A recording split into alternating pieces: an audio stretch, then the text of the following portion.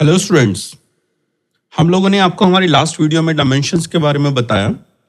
हमने बताया कि क्या डायमेंशन होती है। तो इसमें हमने कहा था कि अगर हम किसी भी डिराइव्ड क्वांटिटी को बेस क्वांटिटीज की टर्म में लिखना चाहते हैं तो उन बेस क्वांटिटीज की जो पावर्स हम यूज करेंगे कि हमने कितनी बार उस बेस क्वांटिटीज को उस डिराइव्ड क्वांटिटी को बनाने के लिए यूज किया है, उसे उसकी डायमेंशन कहेंगे। तो हमने यहाँ डिफाइन किया था dimension of physical quantity are the power to which the base quantities are raised to represent that quantity। जैसे हमने कहा, जैसे हमने लिखना है एरिया की यूनिट हमने लिखी मीटर स्क्वायर, तो हमारे पास बेस क्वांटिटी लेंथ है तो हमने स्क्वायर लगा रखा है। इसका मतलब ये हो गया कि हमने लेंथ को 2 बार यूज किया है, तो हम यहाँ कहते हैं डायमेंशन ऑफ लेंथ यहाँ पे 2 है। फिर हमने डिफाइन किया कि डायमेंशन फॉर्मूला क्या होता है। तो डायमेंशन फॉर्मूला ये होता है कि हम जितनी भी बेस क्वांटिटीज को यूज करते हैं उनको हम किस तरह से रिप्रेजेंट करें कि हमारे पास जो है पता चले कि कौन सी बेस क्वांटिटी कितनी बार आई है, उसे हम डायमेंशनल फॉर्मूला कहते हैं। It is written by enclosing the symbol of base quantities which appropriate power in the square bracket. जैसे हमने एरिया के लिए एल स्क्वायर लिखा और उसके दोनों तरफ स्क्वायर ब्रैकेट लगाया है, इस तरह से लिखने को हम डायमेंशनल फॉर्मूला कहते हैं। फिर हमने यहाँ पे लिखा था कि हमारे पास 7 बेस क्वांटिटीज है, उनके लिए क्या क्या सिंबल हम यूज करेंगे। मास के लिए एम, लेंथ के लिए एल, टाइम के लिए टी, इलेक्ट्रिक पावर के लिए ए, टेम्परेचर के लिए के, अमाउंट ऑफ सब्सटेंस के लिए मोल एंड ल्यूमिनस इंटेंसिटी के लिए कैंडेला। इस तरह का सिंबल हम यूज करेंगे। और लास्ट में हमने बात करी थी डायमेंशनल इक्वेशन क्या है। तो डायमेंशनल इक्वेशन में हम कहते थे अगर किसी भी फिजिकल क्वांटिटी की डायमेंशनल इक्वेशन लिखनी है तो लेफ्ट साइड में उस एक स्क्वायर ब्रैकेट में उस फिजिकल क्वांटिटी के सिंबल को लिखना है और राइट साइड में उसके डायमेंशनल फॉर्मूला को लिखना है। जैसे हम यहाँ पे बात करें कि एरिया लिखना है तो हमने लिखा ए। अभी हमने देखा था एरिया के डायमेंशनल फॉर्मूला में लेंथ आई थी 2 टाइम्स आई थी, तो हमने लिखा एल स्क्वायर। तो अगर इसे एरिया को अगर इस तरह से लिख दिया जाए तो इसका डायमेंशनल इक्वेशन बन जाता है। आज हम आपको बहुत सारे डायमेंशनल फॉर्मूलाज बनाना सिखाएंगे कि डायमेंशनल फॉर्मूलाज कैसे बनाते हैं, किस तरह से कैलकुलेट करते हैं। तो dimensional formulas, here are some important dimensional formulas which are very useful to solve the question based on a dimensional analysis।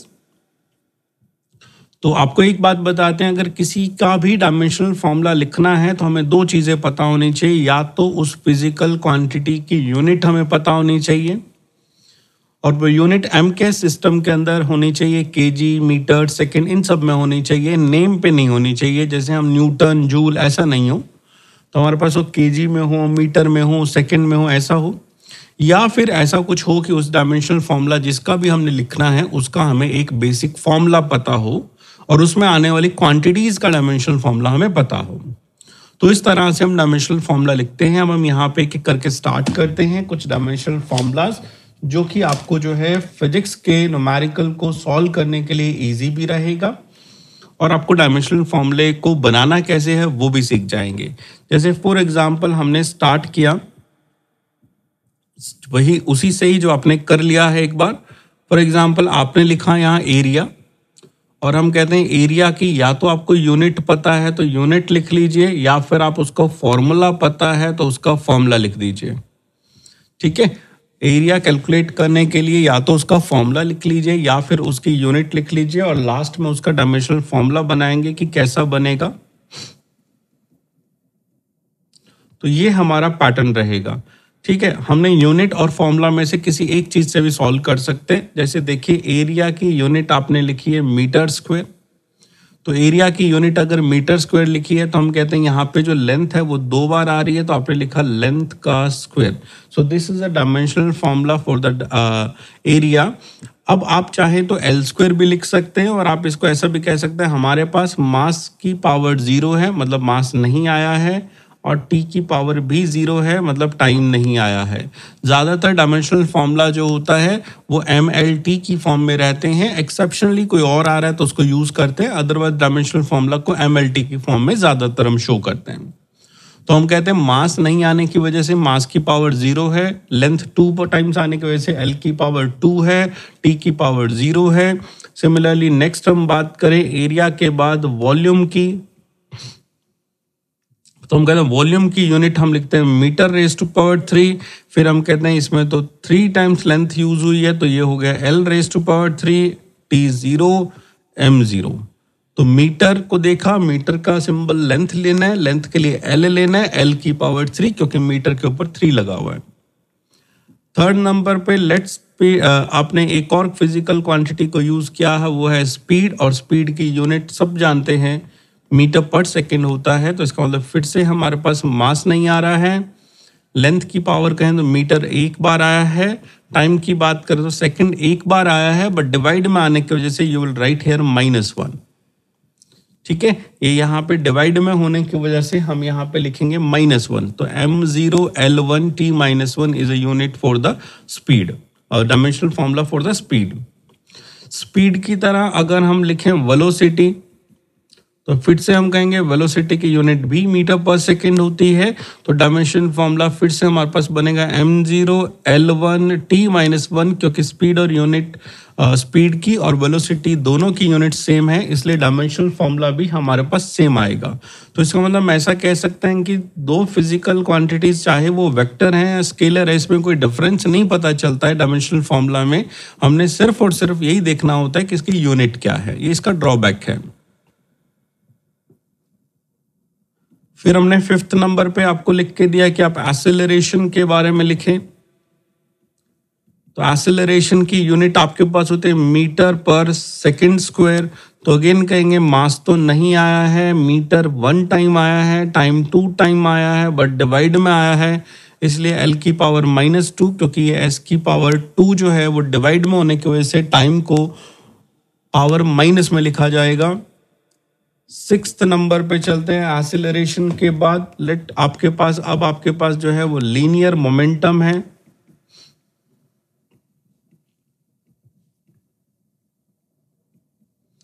अब लीनियर मोमेंटम की हो सकता है आपको यूनिट ना याद हो, तो आपको इसका फॉर्मूला याद होगा, और लीनियर मोमेंटम का फॉर्मूला होता है मास इनटू वेलोसिटी।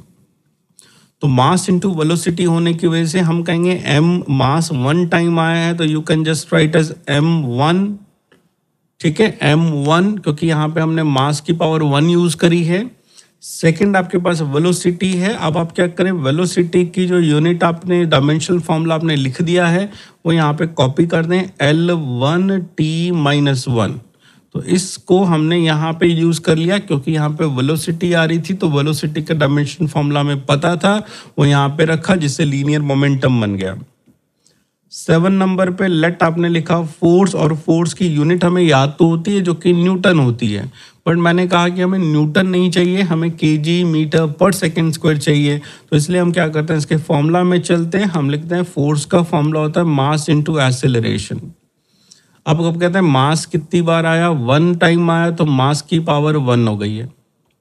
फिर एक्सेलरेशन आया, हमने एक्सेलरेशन की डायमेंशन ऊपर लिखी थी, इसको फिर से यहाँ कॉपी करेंगे, l1t-2, l1t-2। तो ये हमारा फोर्स का फॉर्मूला बन गया। लेट आपने फिर फोर्स के बाद लिखा है प्रेशर। अब प्रेशर की यूनिट तो पास्कल होती है, लेकिन पास्कल से हमें काम नहीं चलाना। पास्कल हो सकता है कि हमारे पास नहीं यूज में आए, तो हम कहते हैं प्रेशर के लिए हमें याद आता है ये तो फोर्स अपॉन एरिया होता है। ठीक है, प्रेशर के लिए हमारे पास डायमेंशनल फॉर्मूला जो होता है वो फोर्स अपॉन एरिया होता है। तो सबसे पहले ना फोर्स का डायमेंशनल फॉर्मूला लिखते हैं, जो भी आपने लिखा था ऊपर, m1l1t-2। ये हमने फोर्स का कॉपी किया जो कि यहाँ लिखा हुआ है, और उसके बाद इसको एरिया वाले से डिवाइड करना है जो कि यहाँ लिखा हुआ है, और सिर्फ हम L2 लिखेंगे तो भी चलेगा, जीरो वालों का यूज का कोई मतलब नहीं है। अब हम इसको सॉल्व करते हैं, तो m की पावर आ गई है 1, L की पावर देखिए न्यूमरेटर में 1 है, डिनोमिनेटर में 2 है, तो इसका मतलब दोनों कट होके एक बचेगी डिवाइड में, तो -1, और t की पावर -2। तो this is a dimensional formula for the pressure. तो ये बहुत सारी क्वांटिटीज ऐसी हैं जिनके डायमेंशनल फॉर्मूला हम लोग इजीली डिराइव भी कर सकते हैं। नेक्स्ट हम बात करते हैं डायमेंशनल फॉर्मूला वर्क और कोई भी टाइप की एनर्जी। ठीक है, dimensional formula for the work और कोई भी टाइप की एनर्जी। अब कहते हैं वर्क और एनर्जी को मेजरमेंट किस में करते हैं, अगेन जूल में करते हैं, लेकिन हमारा डायमेंशनल फॉर्मूला जूल से काम नहीं चलेगा। तो हम ये कहते हैं वर्क को हम ऐसा लिख सकते हैं, force into displacement, D for displacement. अब जब डायमेंशनल फॉर्मूला लिखेंगे तो पहले फोर्स का फॉर्मूला जो ऊपर आपने लिखा है वो कॉपी करेंगे, वो है m1l1t-2। बार बार देखिए फोर्स आ रहा है तो इसे इंपॉर्टेंट समझें और इसको हम याद करेंगे। तो m1l1t-2 इज अ फोर्स। उसके बाद आपने लिखा है डिस्प्लेसमेंट, डिस्प्लेसमेंट का मतलब होता है लेंथ, तो l की पावर 1 आ गया ये। अब हम कंबाइन करें तो ये हो गया m1 l की पावर पहले वाले में 1, दूसरे वाले 1 मिलके हो गई 2 t-2। This is the dimensional formula for any work और एनर्जी। तो ये आज जो हम आपको इस वीडियो में सिखा रहे हैं वो हम आपको सिखा रहे हैं कि अलग अलग टाइप की डायमेंशनल फॉर्मूलाज होती हैं और उन डायमेंशनल फॉर्मूला को आप किस तरह से लिखेंगे, कैसे डील करेंगे, क्या करेंगे। ठीक है, अब चलिए लेट सपोज करो अब आपको कहते हैं आप चार्ज के बारे में लिख के बताएं। तो हम चार्ज को तो हो सकता है कि आपको नहीं पता है क्योंकि कूलम में मेजरमेंट करते हैं, फॉर्मूला नहीं है। तो हम कहते हैं चार्ज को कैलकुलेट कैसे करते हैं, तो हम कहते हैं करंट को हम कैलकुलेट करते हैं चार्ज डिवाइड बाय टाइम। तो इसका मतलब ये हो गया चार्ज बराबर हो गया current into time.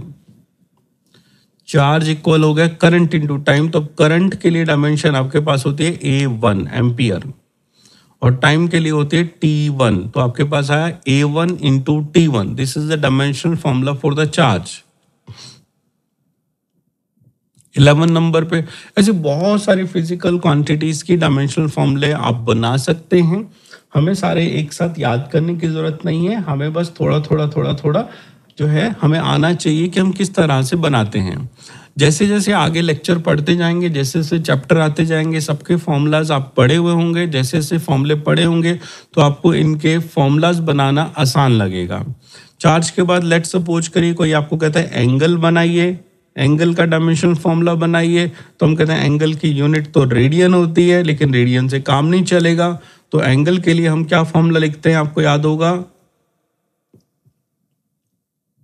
Arc length upon radius. तो आर्क लेंथ की डायमेंशन अगर हम बात करें तो लेंथ की डायमेंशन L1 हो गई, रेडियस की डायमेंशन लिखे तो वो भी L1 हो गई और दोनों कट गए हैं तो हमारे पास कुछ नहीं बचा। तो you will write as M भी नहीं आया, L भी नहीं आया, T भी नहीं आया। तो यहाँ पे हम ऐसा कह सकते हैं, इस जगह पे एक नोट लगा सकते हैं 11 के लिए, इसके लिए एक नोट लगा सकते हैं, a physical quantity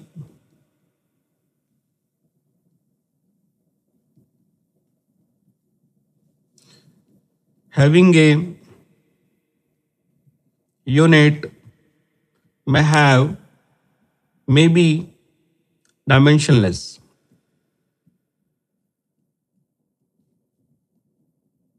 A physical quantity having a unit may be dimensionless, मतलब ऐसी फिजिकल क्वांटिटी हो सकती है जिसके पास यूनिट तो है बट डायमेंशन नहीं है। 12th नंबर पे आपको कहा कि आप लिखिए relative density.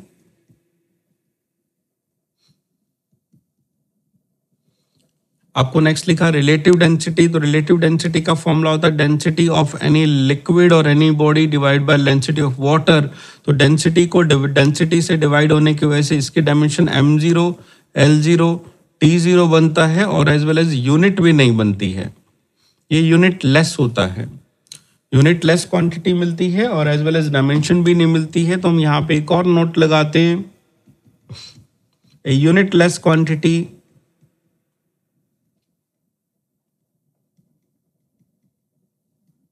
Is always dimensionless quantity. तो अगर किसी भी क्वांटिटी की यूनिट नहीं है तो इसका मतलब उसकी क्वांटिटी की डायमेंशन भी नहीं है।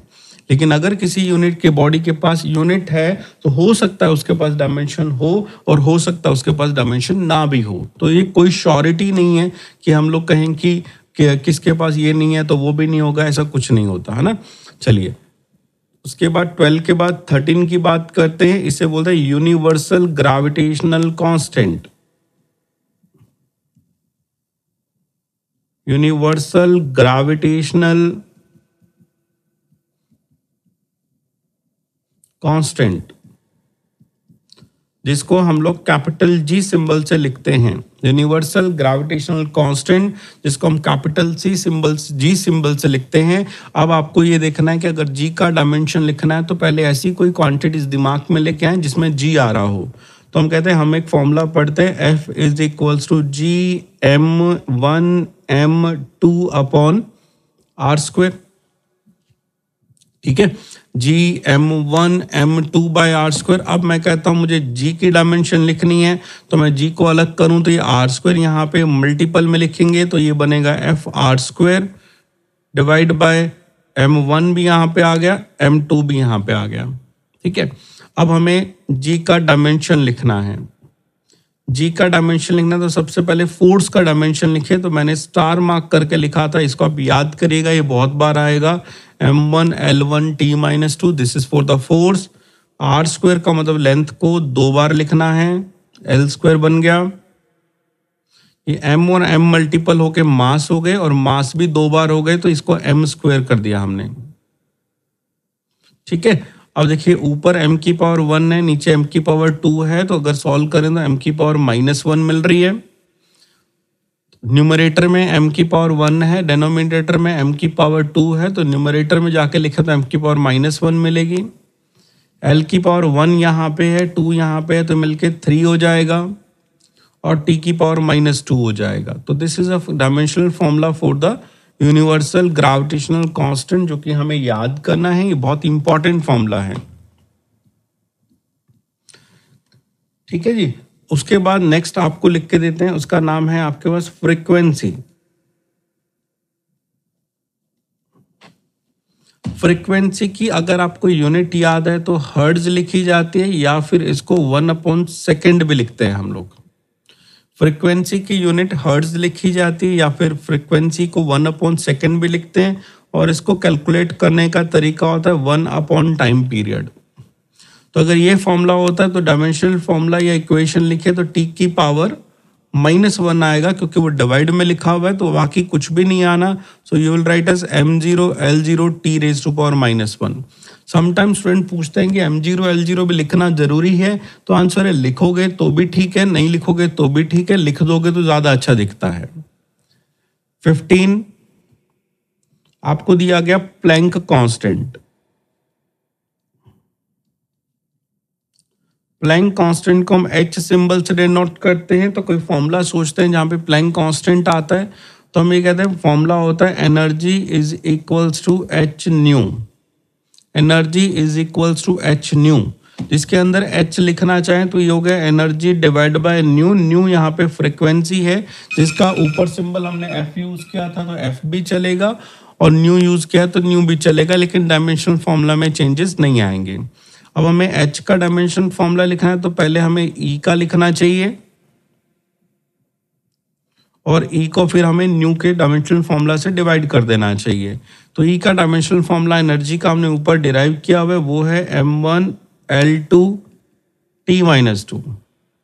एनर्जी का फॉर्मूला हमने यहाँ पे डिराइव किया है, वर्क और एनर्जी का 9th नंबर पे m1 l2 t-2, उसे हमने यूज किया डिवाइड बाय न्यू। फ्रीक्वेंसी के लिए अभी हमने t-1 लिखा था। अब इसको अगर हम सॉल्व करें तो देखो m की पावर तो 1 ही रहेगी, l की 2 हो जाएगी, t की पावर ऊपर -2 है, नीचे -1 है, ये ऊपर जाके +1 होकर आपको -1 दे देगी। तो m1 l2 t-1 आपके पास जो है इसकी डायमेंशनल फॉर्मूला बन गए। इस तरह से बहुत सारी और भी फिजिकल क्वांटिटीज होती हैं जिनका डायमेंशनल फॉर्मूला आप बना सकते हैं। अभी मैंने आपके लिए कुछ इंपॉर्टेंट डायमेंशनल फॉर्मूलाज लिख दिए हैं, आप सिर्फ इनको ही प्रैक्टिस करें।